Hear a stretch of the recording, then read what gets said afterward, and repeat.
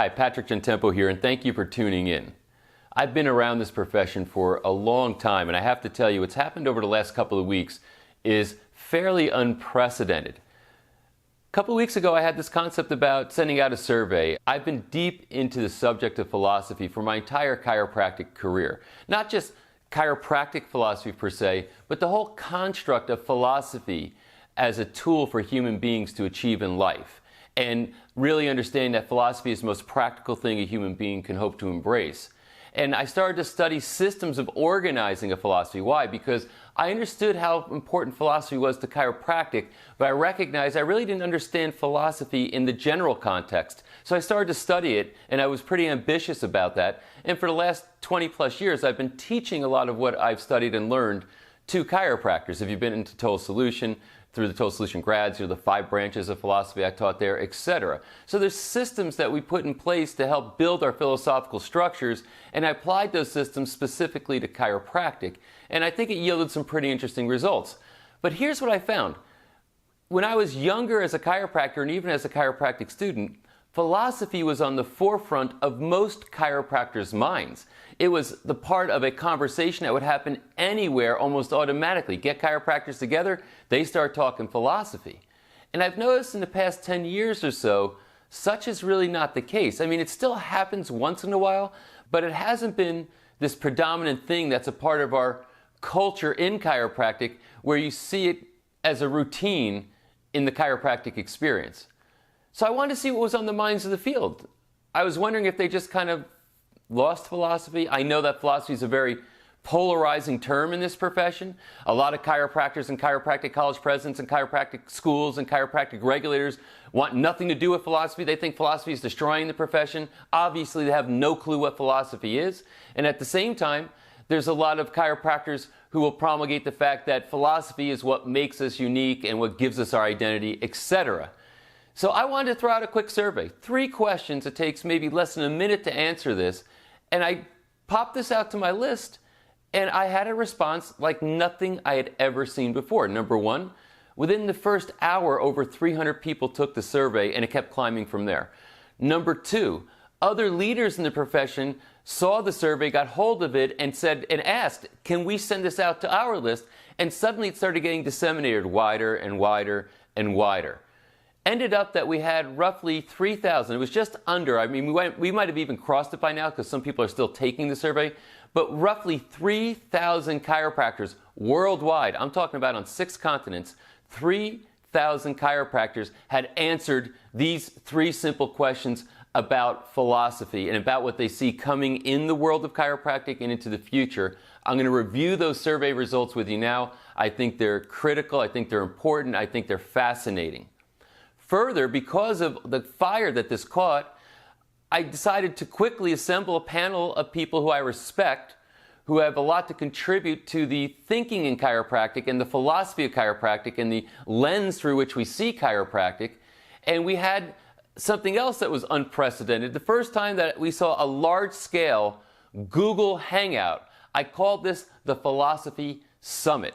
And there were 5 people on the panel plus myself, and it was moderated by Alex Mendozian, and we had chiropractors tune in live from all over the world. It was recorded. A lot of people asked that question. It was recorded, and we will be sending a link out to that recording so you can actually watch it if you missed it the first time or if you want to rewatch it even if you tuned in. But what was fascinating about that experience is that having this huge audience of chiropractors throughout the world watching live through Google Hangouts, a new technology, while this panel presented and interacted, and there was a feed, a comment feed on the page while this was playing that got up to somewhere around 300 comments, where people out there all over the world, South Africa, Europe, Norway, Ireland, around US, Canada, all over the place, were posting comments while this was going on live.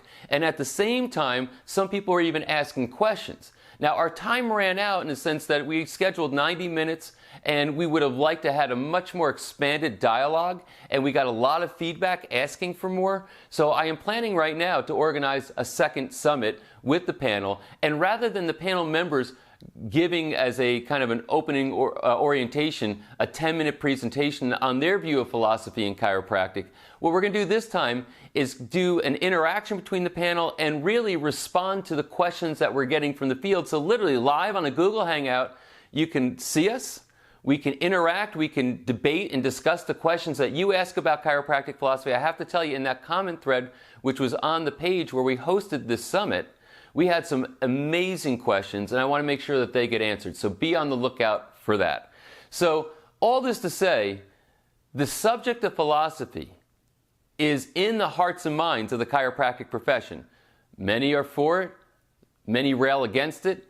Bottom line though, there's an interest in it, and I couldn't be more thrilled than to have gotten that result. As a matter of fact, I said this on the summit, I said, if I realized how much response the survey was going to get, it was just this little offhanded experiment I threw out. If I realized the response it was going to get, I would have probably thought through the questions a little bit more detail or a little bit more specificity. But nonetheless, I think the questions were solid questions, and I want to review now the results of this survey with you. So here we go. Question number 1. I believe there are significant transitions coming to regulations and/or consumer behavior as it relates to my practice. I'm going to read the question again. I believe there are significant transitions coming to regulations and/or consumer behavior as it relates to my practice. Before I give you the survey answers, let me explain to you why I asked that question. In the United States, with all the rhetoric around Obamacare, I mean, as of this recording right now, our government is shut down over Obamacare. Chiropractic's participation in that program is still very equivocal. Yes, it's written in, but there are still some states that say it's not part of the essential benefits package. Will Obamacare even survive? Will it get defunded? If there's a new regime that comes in, what will happen? Nobody knows. So there's no doubt that there are going to be massive changes, upheavals, uncertainties about healthcare in general. So I wanted to see what your perceptions were about how these changes will affect you, your practice, the profession, etc. Now remember, the answers to these questions are, in the sense of you strongly agree, not sure, you disagree, or strongly disagree. So the statement was, I believe there are significant transitions coming to regulations and/or consumer behavior as it relates to my practice. We all know there's significant changes coming to regulations in healthcare, but I want to see if you thought it was going to affect your practice. Now let me give you the survey results. 38.93% of you strongly agree. So virtually 40% of the people who answered this survey, and it's a big sample, 3,000, strongly agree that there are significant changes coming to regulations and/or consumer behavior as it relates to their practice. So again, to reiterate, 40% strongly agree that significant changes are coming to their practice. 37.69%, almost 37%, agree with that statement. So close to 80% of chiropractors who answered the survey, which I think is a great cross-section, think that changes are coming to consumer behavior as it affects their practice. 16.42% said they're not sure. 6.8% disagree that changes are coming as far as consumer behavior as it relates to their practice. And 1.11% strongly disagree that there'll be any change in consumer behavior as it relates to their practice. So that's pretty telling. That means that most of you out there, the vast majority, are saying there's some changes coming in how people behave. So why did I set this survey up this way? Because now we're going to get into the philosophy questions. Because I believe there are changes also. I agree with you. And I also believe that it is a crystal clear, well thought out, sequentially structured philosophy that's going to turn these changes into a growing, more successful, non-insurance dependent practice for you. I believe that you actually can leverage what's going on today into more success in the field. I truly believe it. But I also know for a fact that your philosophy is going to dictate that outcome. So now let's get into question number 2.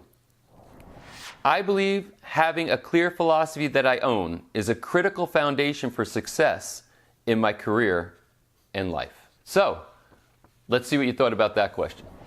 79.36% of you strongly agree with that. That means virtually 80% of you strongly agree that a clear philosophy that you own is a critical foundation for success in your life and career. Another 17.5% of you agree. Only 2% of you weren't sure. 0.8% of you disagree. And 0.64% of you strongly disagree. Now, I believe that my list might be a little biased as far as these particular questions, because if you are on my list, it means that you're interested in my thoughts, which means that you like the fact that I lead with philosophy in virtually everything I do. However, as the survey started to expand, it went well beyond my list, and in that realm, I believe that there is a more well-distributed base of chiropractors who are answering the question. Nonetheless, almost virtually all of you agreed or strongly agreed that philosophy is the guiding course for your future and success in your practice and in your life. And almost none of you strongly disagree with the statement that was made in that question. Now let's get to question 3, which is the next natural question to ask after the first two. I currently have a strategy or process that provides me with a clear philosophy that guides my thinking and actions. Let me repeat. I currently have a strategy or process that provides me with a clear philosophy that guides my thinking and actions. Well, let's see what you had to say about this one. 40.24% of you strongly agree with that statement. 42.27% agree with it. 12.17% aren't sure. 5.61% disagree. And interestingly, 0.64%, the exact same as the previous question, strongly disagree. So what does this mean? It means that roughly 80% of you strongly agreed that a well-worked out philosophy is critical to your future success and practice in life, but only roughly 40% of you felt that you had a good, structured, well-thought-through philosophy that was organized and clear to you. So there's a little bit of a gap there.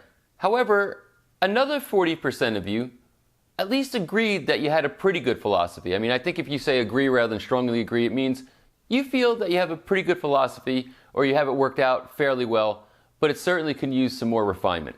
Now, 12% of you weren't sure if you really had this organized properly. You're kind of ambiguous about it. So you're thinking, well, I kind of got a sense of it, but I'm not sure if it's really worked out. And why would that be? Because you probably never went through a course or had the process presented to you to do that. Maybe it's not the way it was taught to you in school. I'm not exactly sure. But nonetheless, you think something's there, but you're really not sure if it's developed properly. And I appreciate you being honest about that. And then again, 5.6% of you feel like, I don't really have my philosophy down. And then, of course, about 0.5% of you said that you definitely don't have any philosophy, which is probably the same people who said that they strongly disagree that philosophy is important. So they're not interested in philosophy, which is why they answered down there. So where does this lead us? Well, number one, I'm certainly going to be taking more action on this.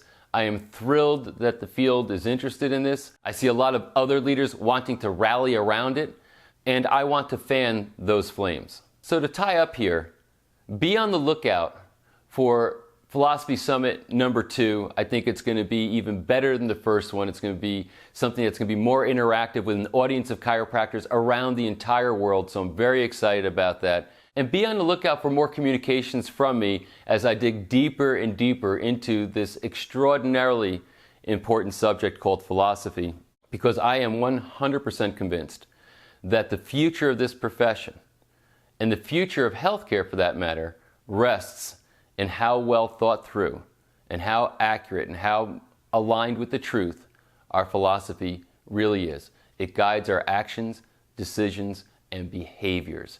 So it's something that I'd love to see you pay much more attention to, and I am really excited about helping to facilitate that process.